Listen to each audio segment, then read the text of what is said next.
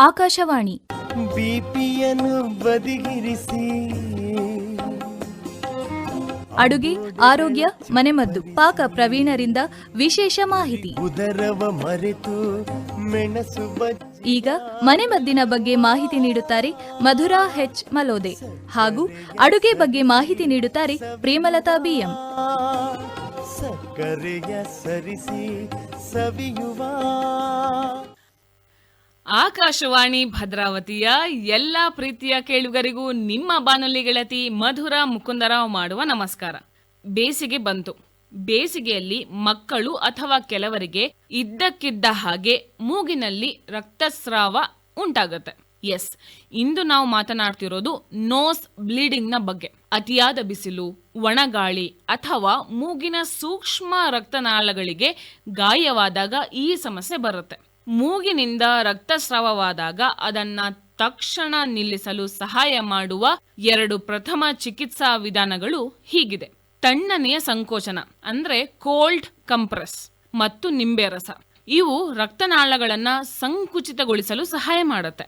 ನಮಗೆ ಬೇಕಾಗಿರೋದು 1 ice cube ಅಥವಾ ತಣ್ಣೀರು ಮತ್ತು 1 ನಿಂಬೆಹಣ್ಣು. ಮೂಗಿನಿಂದ ರಕ್ತ ಬಂದಾಗ ತಕ್ಷಣ ಮಾಡಬೇಕಾದ ಪ್ರಮುಖ ಕೆಲಸ ಹೀಗಿದೆ. ವ್ಯಕ್ತಿಯನ್ನ ನೇರವಾಗಿ ಕೂರಿಸಿ ಸ್ವಲ್ಪ ಮುಂದಕ್ಕೆ ಬಾಗುವಂತೆ ಮಾಡಿ. ತಲೆಯನ್ನ ಯಾವುದೇ ಕಾರಣಕ್ಕೂ ಹಿಂದಕ್ಕೆ ಬಾಗಿಸಬೇಡಿ, ಏಕೆಂದ್ರೆ ರಕ್ತ ಗಂಟಲಿನೊಳಗೆ ಹೋಗಬಹುದು.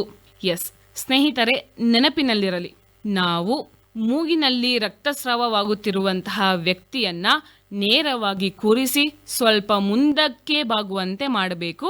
ಯಾವುದೇ ಕಾರಣಕ್ಕೂ ತಲೆಯನ್ನ ಹಿಂದಕ್ಕೆ ಬಾಗಿಸಬಾರದು, ಏಕೆಂದರೆ ರಕ್ತ ಗಂಟಲಿನೊಳಗೆ ಹೋಗಬಹುದು.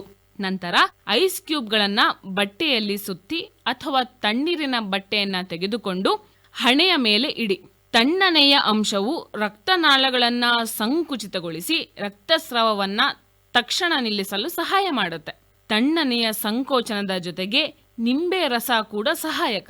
ನಿಂಬೆ ಹಣ್ಣಿನಲ್ಲಿರುವಂತಹ ಅಸಿಡಿಕ್ ಪ್ರಾಪರ್ಟೀಸ್ ರಕ್ತವನ್ನ ಬೇಗನೆ ಹೆಪ್ಪುಗಟ್ಟಿಸಲು ಸಹಾಯ ಮಾಡುತ್ತೆ. ಅರ್ಧ ನಿಂಬೆ ಹಣ್ಣಿನ ರಸವನ್ನ 1 ಸಣ್ಣ ಹತ್ತಿಯ ತುಂಡಿಗೆ ಹಾಕಿ ಅದನ್ನ ಮೂಗಿನ ರಕ್ತಸ್ರಾವವಾಗುವ ಭಾಗಕ್ಕೆ ನಿಧಾನವಾಗಿ ಇಡಿ. ಸ್ನೇಹಿತರೆ, ನೆನಪಿರಲಿ, ಹತ್ತಿಯನ್ನ ಮೂಗಿನ ಹೊಳ್ಳೆಯೊಳಗೆ ನೂಕಬಾರದು. ಮತ್ತೊಮ್ಮೆ ಹೇಳ್ತಿದ್ದೀನಿ, ಗಮನಿಸಿಕೊಳ್ಳಿ. ನಾವು ಇಲ್ಲಿ ಆ ಹತ್ತಿಯ ತುಂಡಿಗೆ ನಿಂಬೆಯ ರಸವನ್ನ ಸೇರಿಸಿ ಅದನ್ನ ಮೂಗಿನ ರಕ್ತಸ್ರಾವವಾಗುತ್ತಿರುವ ಭಾಗಕ್ಕೆ ನಿಧಾನವಾಗಿ ಇಡಬೇಕು ವಿನಃ ಯಾವುದೇ ಕಾರಣಕ್ಕೂ ಹತ್ತಿಯನ್ನ ಮೂಗಿನ ಹೊಳ್ಳೆಯೊಳಗೆ ನೂಕಬಾರದು. ನಿಂಬೆ ರಸದ ಬಳಕೆಯು ಸಣ್ಣ ರಕ್ತನಾಳಗಳನ್ನ ತಕ್ಷಣ ಮುಚ್ಚಿಸಲು ಸಹಾಯ ಮಾಡುತ್ತೆ. ಮೂಗಿನಲ್ಲಿ ರಕ್ತ ಬಂದಾಗ ಭಯ ಪಡಬೇಡಿ, ಶಾಂತವಾಗಿರಿ. ಬಿಸಿಲು ಹೆಚ್ಚಿರುವಾಗ ಹೊರಗೆ ಹೋಗೋದನ್ನ ತಪ್ಪಿಸಿ. ಒಣ ಗಾಳಿ ಇರುವಾಗ ಮೂಗಿನ ಒಳಭಾಗಕ್ಕೆ ತುಪ್ಪ ಅಥವಾ ತೆಂಗಿನ ಎಣ್ಣೆಯನ್ನ ಹಚ್ಚೋದ್ರಿಂದ ಡ್ರೈನೆಸ್ ಅನ್ನ ಕಡಿಮೆ ಮಾಡಿ ರಕ್ತಸ್ರಾವವನ್ನ ತಡೆಯಬಹುದು. ಮೂಗು ಕೆರೆದುಕೊಳ್ಳೋದನ್ನ ಅಥವಾ ಬಲವಾಗಿ ಸೀನೋದನ್ನ ತಪ್ಪಿಸಿ. ಸ್ನೇಹಿತರೆ, ನೆನಪಿರಲಿ, ರಕ್ತಸ್ರಾವವು 20 ನಿಮಿಷಗಳಿಗಿಂತ ಹೆಚ್ಚು ಮುಂದುವರೆದರೆ, ತಲೆಗೆ ಪೆಟ್ಟಾಗಿದ್ದರೆ ಅಥವಾ ರಕ್ತಸ್ರಾವ ಪದೇ ಪದೇ ಬರುತ್ತಿದ್ದರೆ ಅದನ್ನ ನಿರ್ಲಕ್ಷಿಸಬೇಡಿ. ತಕ್ಷಣ ವೈದ್ಯರನ್ನ ಭೇಟಿ ಮಾಡಿ. ನಾವು ಅದೆಷ್ಟೋ ಸಂದರ್ಭಗಳಲ್ಲಿ ಧೈರ್ಯದಿಂದ ಇದ್ದರೆ ಸಾಕು, ನಮ್ಮ ಅರ್ಧ ಸಮಸ್ಯೆ ಬಗೆಹರಿದಂತೆ. ಹಾಗಾಗಿ ಧೃತಿಗೆಡದೆ ಫಸ್ಟ್ ಏಡ್ ಮಾಡಿಕೊಳ್ಳೋಣ ಮತ್ತು ಮಾಡೋಣ. ನಾವು ಮತ್ತೆ ಭೇಟಿಯಾಗುವವರೆಗೂ ನೀವು ಕೇಳ್ತಾ ಇರಿ ನಿಮ್ಮ ನೆಚ್ಚಿನ ಬಾನುಲಿ ಆಕಾಶವಾಣಿ ಭದ್ರಾವತಿ. ಶುಭವಾಗಲಿ. ನಮಸ್ಕಾರ.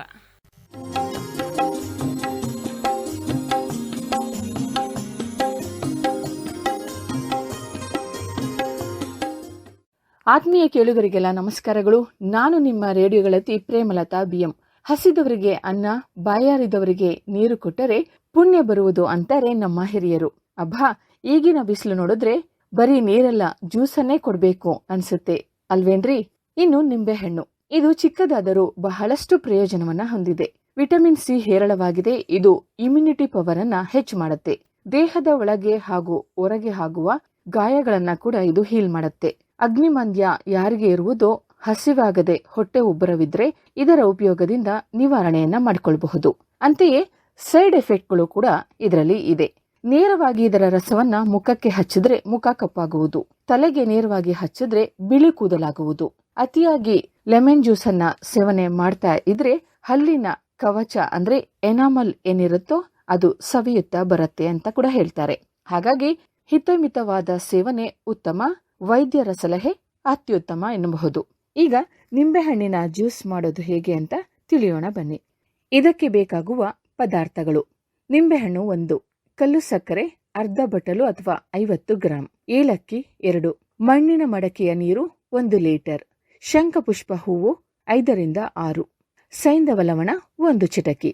ಇನ್ನು ನಿಂಬೆಹಣ್ಣಿನ ಜ್ಯೂಸ್ ಮಾಡುವ ವಿಧಾನ: ಮೊದಲಿಗೆ 50 ಗ್ರಾಂ ಕಲ್ಲು ಸಕ್ಕರೆಯನ್ನ ನೆನೆ ಹಾಕಿ 1 ಲೀಟರ್ ನೀರಿಗೆ ನಿಂಬೆ ರಸ, ಜಜ್ಜಿದ ಏಲಕ್ಕಿ ಪುಡಿಯನ್ನ ಹಾಕಿ 1 ಗಂಟೆ ಮುಂಚಿತವಾಗಿ ನೆನೆಸಿಟ್ಟ ಶಂಖಪುಷ್ಪದ ಹೂವುಗಳ ದ್ರಾವಣದಲ್ಲಿ ಅದರ ಹೂವುಗಳನ್ನ ಹೊರತೆಗೆದು ಬಣ್ಣ ಬಿಟ್ಟಂತಹ ನೀರನ್ನ ಇದರೊಟ್ಟಿಗೆ ಹಾಕಿ 1 ಚಿಟಕಿ ಸೈಂಧವ ಲವಣವನ್ನ ಹಾಕಿದರೆ ನಿಂಬೆಹಣ್ಣಿನ ಜ್ಯೂಸ್ ಸೇವಿಸಲು ಸಿದ್ಧ.